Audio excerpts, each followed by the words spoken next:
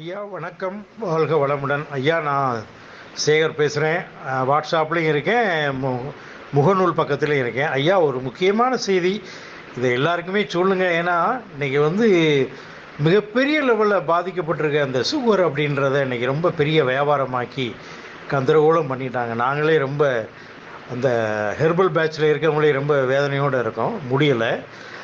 ஆனால் ஒரு சின்ன ஒரு செய்யின் மூலயமா அந்த சுகர் குறைதலாம் நமக்கு நல்லது தானே. ஒரு மிகப்பெரிய ஆராய்ச்சியில் ஒன்று கண்டுபிடிச்சி நேற்றையாக வெளியிட்டாங்க.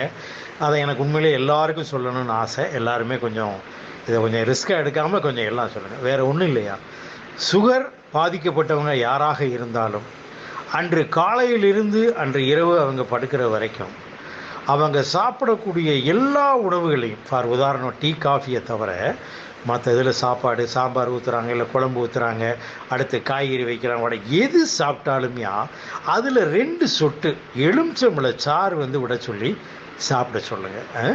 அதுக்கப்புறம் காலை மதியம் இரவு அழகாக எலுமிச்சம்பழத்தை புழிஞ்சு நாட்டு சர்க்கரை கொஞ்சம் உப்பு போட்டு 3 நேரமும் குடிக்க சொல்லுங்கள். அதில் உள்ள சிட்ரிக் ஆசிட் இருக்குது பார்த்தீங்களா, அது தேவையில்லாத சுகரை அப்படியே கம்ப்ளீட்டாக எரேஸ் பண்ணுறதா ஒரு மிகப்பெரிய ஆராய்ச்சி நேற்று எங்கள் ஹெர்பல் டீம்லேருந்து அனுப்பிவிட்டு எனக்கும் வந்துச்சுயா. அதை சொல்லணும்னு எனக்கு ஆசை. நண்பர்கள், உறவினர்கள், வாட்ஸ்அப் நண்பர்கள் யாராக இருந்தாலும் சொல்லுங்கள். இன்றைக்கி எவ்வளோதான் எலுமிச்சம்பழம் விற்றாலும் ஒரு நாளைக்கு நமக்கு 2-3 போதும், ஒரு பெரிய தப்பே இல்லை, கம்மியானது.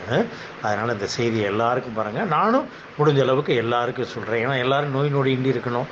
சுகருன்ற இன்றைக்கி மிகப்பெரிய ஒரு அரக்கனை ரொம்ப வளர்த்து விட்டாங்க. அது எல்லாருமே குழம்பி போய் கிடக்கு. இன்றைக்கி ஹோமியோபதி, ஹெர்பல், அலோபதியில் எல்லாமே குழம்பதி. ஒரு நல்லா இருக்கேன், நான் இதை சாப்பிட்டு எனக்கு சுகர் இப்படி ஆயிருக்குன்னு சொல்கிற இன்றைக்கி முகப்பாவனையை யாரையுமே நம்ம பார்க்க முடியல. அதனால் இது ஒரு சின்னது.